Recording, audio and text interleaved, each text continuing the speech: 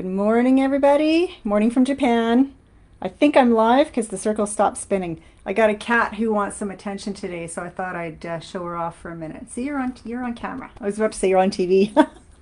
Anyway, welcome everybody. Thank you for showing up for my live. And today's topic is how to monetize Pinterest. And I've got some really great ideas for you that you can easily implement, like even maybe later today or tomorrow, because I know it's late in the afternoon in North America right now. But it's something that a lot of these ideas are things that you can do really, really quickly so that you can take fast action. Hi, two people, whoever has joined in. I don't know who you are, but welcome. This is Shelby. She's my sidekick, my supervisor.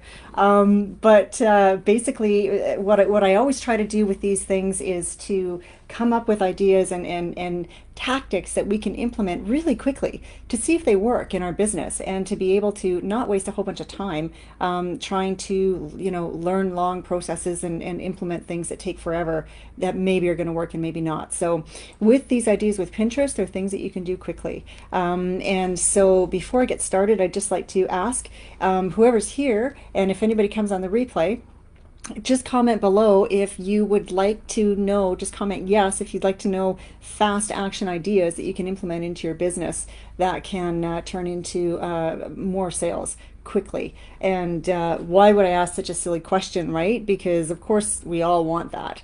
And it's basically because what I want to say is that what this isn't is a shiny object that is meant to overwhelm you, because it's not. It's there are so many things calling our attention and people saying we've got to try this and do that, and this is the next latest thing, and you've got to go down this path and use this platform and figure out how to do this tactic, create this thing. And what that usually leads to in most of us is overwhelm, doesn't it? And you wind up feeling like you're only halfway in on a whole bunch of different things that you're doing.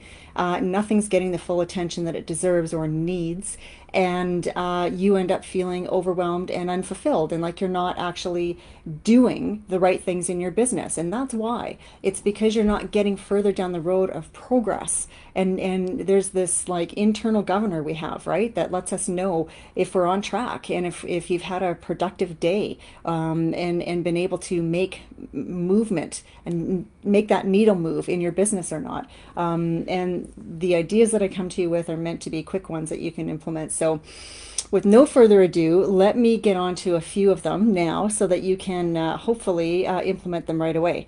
Pinterest, what an amazing platform. And it's so underrated and under-discussed, and people, it's very rarely the topic of what we should be looking at implementing, which is surprising to me because it's got so much traffic and it just boomed over this last year in 2020 of, lots of digital companies did, but Pinterest, wow, it's like 460 million people per month are on Pinterest. And of those people, 72% of them are women. And of those people, 83% of them will go on to make a purchase after they've been on Pinterest and done their searching. And Pinterest is actually considered a visual search engine. That's what it is. It's not Instagram at all. People go there to do research and to be able to see things. And images and get the latest information. Let me just put this little girl down. So it's something that is getting really a lot more attention lately. And there's so many easy ways and preferential ways that you can actually use it. And I'm not even talking about paid advertising. You can do that too on Pinterest, and you can create pins and advertise them and boost them and push them out there. But I'm just talking about things you can do organically. And so a few of those ideas that you can take onto and implement straight away. You can make a pin, and I'll just say that the super easy way you can do it is in Canva. You can get the Pro, but you don't need the Pro. I have it, and I would highly recommend it because it's like $10 a month or something like that. It's not expensive and it's really good.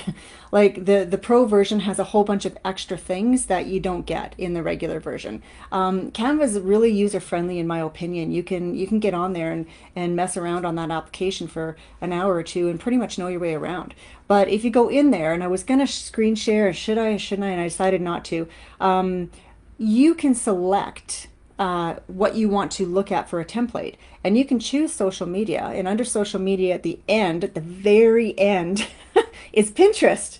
And they'll have a thing, a nice long like bookmark looking shape thing that you can use for Pinterest pins. But before you go in there, something else you can do is start looking on Canva in under social media and find the box option that says an animated pin. And this is a really good idea because just like any platform, if you've got a little mini video or a GIF or something that's moving, getting people's attention, that's going to draw their eye. And you can do this on Pinterest. And in Canva, you can upload your own video if you want to too. But there's a bunch in the templates that you can choose from if you want. And if you're going to download your own, the best idea is to have something that is a picture that's not moving, but maybe there's something in it's moving. Like maybe it's a rippling water or blowing trees or raindrops falling or something small, a fire in the background or something like that, just so that it's enough to catch your eye but not be distracting from the message that you're going to write in there. And with the pins, you've got I've got the cat hair now on my face, sorry. You're able to get your message in a really short, quick burst, right? One style of pin that's super popular is what's called a typograph. And you've probably seen them, and they might be like, you know, top 10 ideas for how to reorganize your kitchen, or how to set yourself up for success to do your workout, or the top biggest mistakes female entrepreneurs make was one that I did a while back. Things like that that are like the short tips that people can read in 20 or 30 seconds. If you've got a good topic, it's almost irresistible, right? Because it's like literally only a matter of seconds that you can scan and read that thing and people will read it. And you can do two things from there. You can definitely have your literally type on the pin your URL. And people might remember it or they might go and type it, who knows. But you can also hyperlink that pin to any URL you want. Like Pinterest allows it. They don't mind you taking traffic off the platform, which is amazing because not many social media platforms will. You can't do it easily on Facebook. You get penalized. Even though you're technically allowed to put a link in a post, they're going to bury that post because they don't want you taking people off of Facebook. So you really got to dig for it. It's the same thing on Instagram. You know, you can have that one link in your bio, but Pinterest is the only social media platform that I'm aware of, quite frankly. There might be others. I don't know much about TikTok or Snapchat or whatever, but where you can actually tap that pin and go to a different URL. And that is powerful. That is really powerful. So you can also change that URL. One strategy for your pins is to go back in on a regular basis and maintain your links, because that's behind the scenes. Right? So you've got this pin you've created. It's up there on one of your many boards that you should have several of them so that you're well-rounded and you've got a lot of things of interest. People will go in and click them. That pin will stay and be the same. But behind the scenes, that's where you put all this other really good data. Things like meta tags. You can put a whole bunch of hashtags in there that are going to be whatever you have determined are important for your business or for your category. That's something that we don't often get to do as well. Like you can, anyway, I won't digress. But being able to put that link in on the back end is so powerful because it enables you to change it whenever you want. So if you decide to switch up a website or your funnel page or whatever the case may be, it's really, really easy to go in and change that later instead of having to change what's on the actual page itself, right? So that's one super good thing. You can also link to things that are not even your page. For example, there are a lot of people I know who jump on the bandwagon of a particular product or a new book or whatever the case may be, and they set themselves up as an Amazon associate and they get a direct link to that product on Amazon. And people hit those all the time and buy those products from, they don't even know who people think they're buying from Amazon, right? And it's not the case. Some seller has put that link on, or put that listing page on Amazon, and then either that seller or somebody completely unrelated has advertised it somewhere like Pinterest or whatever and gotten a new customer who's gone there to buy it, and then you get a commission for it. And it's not a lot of money. I don't want to mislead you and think that this is super lucrative. It could be if you have a lot of people going there, or if you pick a product that's like really popular or a top selling book and your pin is just catching a bunch of attention. You could get a lot of people buying from it. But it's just one other avenue you can look at doing. And if you're somebody who, let's say you want to do a little bit of reviews on some equipment, some expensive or a couple $100 products, and if somebody clicks on that pin and decides to buy, your commission would be pretty decent. You're looking at like 1 to 2% usually of whatever the sale price is. So, but keep in mind with Amazon links to the associate products, they're only good for a short period of time unless they get clicked. So if you put one out there and nobody clicks it, 2 weeks later, the pin is not going to attribute to you, or that link is not going to attribute back to you, and you won't get anything anyway. So that would be a case where if you wanted to, you could update it. But that's not something that I would personally spend a whole lot of time doing, because it's not your product and it's kind of low on the totem pole in terms of revenue, right? In my opinion, I think you're far better off to create pins, and that's where the money's at, is by you creating pins. It's not by repinning things other people did. You've got to create them, get those meta tags in the back, have the URL going directly to wherever you want them to go. That's where you're going to see traction. And the number one thing, of course, that we all want to do, that I'm going to say, even though probably everybody knows it, but just to reiterate, in any business, especially online, even on brick and mortar, but especially online, the number one objective is to get that lead, is to get that email address. And so the first thing we always want to do when we're taking people off any platform, unless they're already in your database, is you want to send them somewhere that you're going to get that email address from them. And the easiest way to do that is to make an offering for something valuable but free that they will get in exchange for giving you their email address. Some of us call this a lead magnet. There's a lot of different names for it, but it's something you would create that you know your target market wants, and you would offer it to them for free. And so on a pin, you could allude to it and talk about the tips, and then, click here for more, or whatever you would say, takes you to your landing page for the opt-in, which is a little bit more information about it, maybe a few more bits of the actual real content, and just the quick, simple, easy opt-in with your email address, and boom, the lead magnet is automatically delivered to them. It either opens up or sent to their email. So then you've got them in your email list, and that is the number one objective. Because with all of these social media platforms, we don't have any control over that. And if you've got a huge following, I say good for you, great, congrats, but you don't have control over that following. And how many stories have you heard? We've all heard people who their Facebook group got shut down for whatever reason, or there was some word that was used, like COVID or something, and they shut it down and they wouldn't let, and it, it's completely unrelated sometimes to some of these topics or issues that are just considered taboo on Facebook. So there's no control. People wrongly get their accounts shut down too, and you haven't done anything wrong. It's just a mistake, but maybe you'll get it back, maybe you won't. So a lot of people feel, and I think it's correct, that you are really, really wise to try and spread your people and get them onto following you on any platform you're on. But number one is your email list, because you 100% control that, and it's also free to email them, right? Which is excellent. There's all the information and psychology behind the effort that we have to go to get one lead, whether you've got a sale from them or whether they've taken your lead magnet and given you their email address.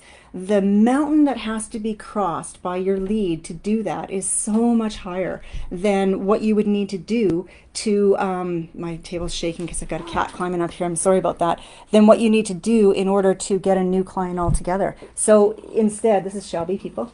She's my supervisor. It's so much easier to just go back to your existing book of people and make a new offer to whatever you're doing, or whatever's coming next, to launch your next product or your next endeavor through them. And if you don't have something, create it, right? Because there's no end to what our people need from us. And if you don't give it to them, somebody else will. So figuring it out and continuing to build that, and that also frees you up to not have to spend so much time on lead generation, which is amazing, right? Because that's such a time-consuming thing for us to do. So yeah, I'm just double checking here to see if there were any comments. I kind of digressed a bit off of pins to a little bit of strategies and overall business strategy, but it's so important to be focused on that list building. And with Pinterest, it's a beautiful way to segue into it. So those are a few tips. And what else do I want to say? Oh yeah. There's another excellent idea that you can easily do with a pin, and it's something where you would link your pin back to your blog if you have a blog, or if you had a podcast, or if you have some other thing on some other asset or platform that you can link to. And why do you want to do that? What's the point of this? It's reach and it's SEO. And the whole point of it is you've got one person who is engaging with your pin, and by clicking it, they're now engaging with your post, with your blog site, with your podcast, with whatever it is. Maybe you link it back to a YouTube video, like link it to literally to anything. If it's a Facebook group or even your e-commerce site, because that then takes them to another asset you have out there in the web, right? Which is giving a little bit of a footprint. So it's beneficial to you. And from there, you can take them to whichever thing you wanted to do in the first place. For me personally, it would depend on what your objective is for the creation of the pin, right? Where you want to take them. Because sometimes, let's put that cat down, sometimes you want to send them to information, let's say in a blog. Other times you want to just get that email address, right? And for me personally, that's where I am at in my business right now. My number one objective is getting the email first. I don't want to risk them getting distracted with something or going somewhere else by sending them to, quite frankly, to a blog I've done or whatever. I would much rather send them to a landing page that's a simple opt-in, a no-brainer decision. They don't have to think about it or wonder or any of that. Get that email address and then send them. And I'll just share one other tip that I just gave in another live. That's a real good one. You can do both, right? You could have your pin and you could have it linked to your opt-in page. Give them the opt-in, and then on the thank you page, you don't just say thank you. You also have an objective and a call to action there. And the great idea that I've been trying lately that's been really successful is putting an offer on that thank you page. You could just as easily send them to your blog from there, or your podcast or whatever. Send them somewhere. Do something. Tell them to go and join your Facebook group from there. You can make an offer for a low-priced product that you might sell, a $9.95 or $12.99 or $29.99 or something like that. That is another that you've purposely picked. That is something that is you know they're going to want and need. And the reason for that is because your customers are never more primed to buy from you than when they've just taken an offer, whether it's free or not. So my instincts would say, I want to hold off and I want to not bombard them and not be obtrusive and over the top. And, I want to just ease into it and give them a week of nice emails and then maybe make an offer later. And I'm not right in that. I'm wrong in that thinking. That is not the way. The way to do it is to, I don't want to say hit them up, but to hit them up right away. And because they're open, they're engaged, they've liked whatever you've had to say to this point that's brought them through to where they're at right now. They've taken something you've offered and they're open to you and your ideas and your vibe, right? So whether it's a free offer or a paid offer or a request to go and join your Facebook group or something, do something for sure that keeps them moving and try to get a couple of them. You've probably landed yourself into one or two of these what sometimes seem endless upsell funnel pages, right? That somebody might have where it's like, okay, yeah, I really want that thing for $7. And then you get in and you buy it and the next page is like, well, here's a special offer for you again. If you want, you can get this one for 15. And I've had some where there's been like six of them. And I'm fascinated to see this and I love it because as a marketer, I want to know what are people doing and is this really working? And yes, they do really work. Sometimes people get all the way up to and take almost all the offers that you make because it's a building process. It's a step by step by step. And many times, depending on what your product is, the next upsell is more of what you just sold them. And a good example of that is like vitamins, right? Well, if you've ever bought them online, the very next page is like, well, here, you've unlocked this special bonus. You can now get 6 of them for this much of a reduction in price, right? And it works. It really works. So we should be implementing and at least trying these things, right? Because they are tactics that you can implement quickly and potentially see results from quickly. And what I like about them is that they don't take a lot of time to figure out, to work with the platforms, or to like. There's not a lot of time on the tech on the back end, right? So you've got two great things there, and it also doesn't take a lot of time to find out if it's something that's going to work with your people. And meanwhile, you can maybe add another income channel just like that to your business because you put an offer on a thank you page, for example. And I'll never forget when I did that for the first time, it was just like, wow, however much I've been leaving on the table because I never did that before. It's incredible. So do try that. I think that it will be a huge surprise, a pleasant surprise for the vast majority of us. And I just want to double check and make sure that I cover. Oh, yeah, here's another one.